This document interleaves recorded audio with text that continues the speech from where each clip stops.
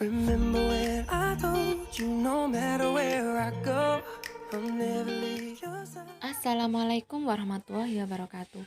Halo anak-anak, bagaimana kabar kalian hari ini? Semoga sehat selalu ya.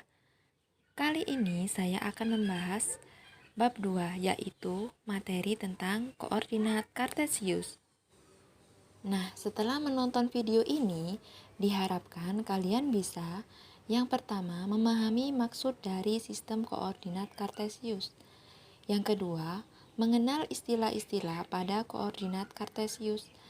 Yang ketiga, menyelesaikan masalah-masalah yang berhubungan dengan sistem koordinat kartesius. Kita sadari atau tidak bahwa sistem koordinat itu banyak diaplikasikan dalam kehidupan sehari-hari. Misalnya, pada GPS, peta, dan radar pada kapal. Contoh, beberapa buah kapal berlayar di tengah lautan yang luas. Lautan berbeda dengan jalanan yang jelas mana arah utara, selatan, barat, atau timur. Di lautan semua terlihat sama, hanya ada air. Oleh sebab itu, sebagai penanda arah di lautan digunakan sistem radar. Sistem ini mengadaptasi dari koordinat kartesius yang terdiri dari garis-garis yang saling berpotongan. Koordinat kartesius sangat berguna untuk menunjukkan letak suatu titik atau bidang tertentu.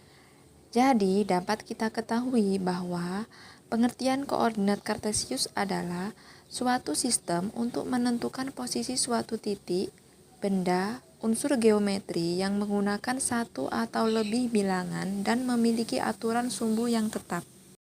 Penulisan koordinat kartesius ditandai dengan tanda kurung dan dipisah dengan koma, misalnya x, y. Tahukah kalian koordinat kartesius ini ditemukan oleh René Descartes? Beliau mempersembahkan sumbangan yang penting yaitu penemuannya tentang geometri analitis, yang akhirnya dikenal sebagai pencipta sistem koordinat kartesius. Beliau memberikan kontribusi yang besar dalam kemajuan di bidang matematika, sehingga dipanggil sebagai Bapak Matematika Modern. Selanjutnya, istilah-istilah pada koordinat kartesius. Yang pertama, sumbu X disebut juga apsis, sumbu yang membentang secara horizontal.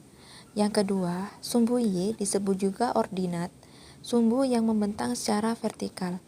Nah, perpotongan antara sumbu X dan sumbu Y merupakan titik pusat, yaitu titik 0.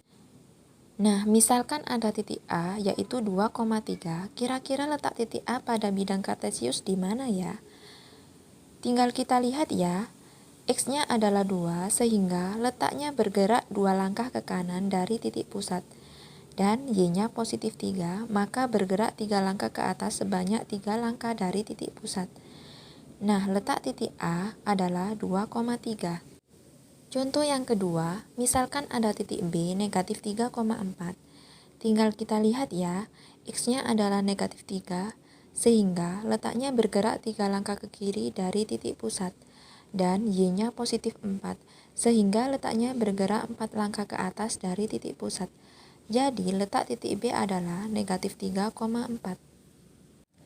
Contoh berikutnya, misalkan ada titik C seperti gambar, maka tinggal kita buat garis ke sumbu X yaitu negatif 5 dan garis ke sumbu Y negatif 2, maka koordinat titik C adalah negatif 5, negatif 2. Contoh yang keempat, misal ada titik D seperti gambar, maka letak titik D adalah, tinggal kita buat garis ke sumbu X yaitu 6 dan garis ke sumbu Y yaitu negatif 3. Maka koordinat titik D-nya adalah 6, negatif 3. Selanjutnya dalam sistem koordinat itu ada istilah yang namanya kuadran. Nah, kuadran ini dibagi menjadi 4. Yang pertama adalah kuadran 1 yang terletak di kanan atas yang bernilai X positif dan Y positif. Berikutnya, kuadran 2 yang terletak di sebelah kiri atas yang bernilai X negatif dan Y-nya positif. Selanjutnya yaitu kuadran 3 yang terletak di sebelah kiri bawah yang bernilai X negatif dan Y-nya negatif. Yang terakhir yaitu kuadran 4 yang terletak di sebelah kanan bawah yang bernilai X positif dan Y negatif. Nah, dari keempat kuadran ini perlu kalian ingat ya letak-letaknya dan juga nilai positif negatifnya. Memahami posisi titik terhadap titik tertentu, A, B. Misal, ada contoh soal seperti ini.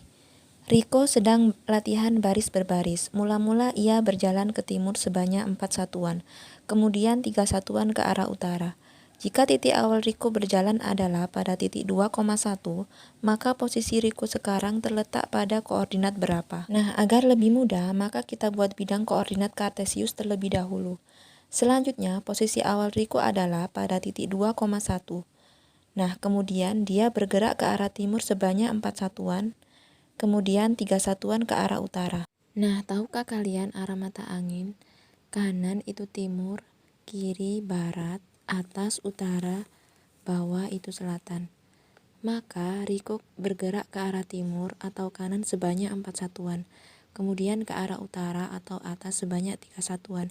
Jadi, posisi Riko sekarang adalah pada koordinat 6,4. Berikutnya yaitu kedudukan suatu garis terhadap sumbu X dan sumbu Y. Yang pertama, garis yang sejajar dengan sumbu X dan tegak lurus dengan sumbu Y. Misalkan ada garis AB, kalau kita bandingkan dengan sumbu X, maka kedudukannya adalah saling sejajar. Tetapi jika kita bandingkan dengan sumbu Y adalah tegak lurus. Selanjutnya, garis yang sejajar dengan sumbu Y dan tegak lurus dengan sumbu X. Misal ada dua garis, yaitu garis L1 dan L2.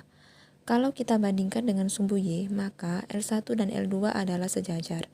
Tetapi kalau kita bandingkan dengan sumbu X adalah saling tegak lurus, membentuk 90 derajat. Jadi intinya itu kalau tegak lurus membentuk sudut 90 derajat. Sedangkan kalau sejajar itu tidak berpotongan. Itulah yang dapat saya sampaikan. Sekian dari saya. Kurang lebihnya mohon maaf. Tetap semangat dan terus belajar. Wassalamualaikum warahmatullahi wabarakatuh.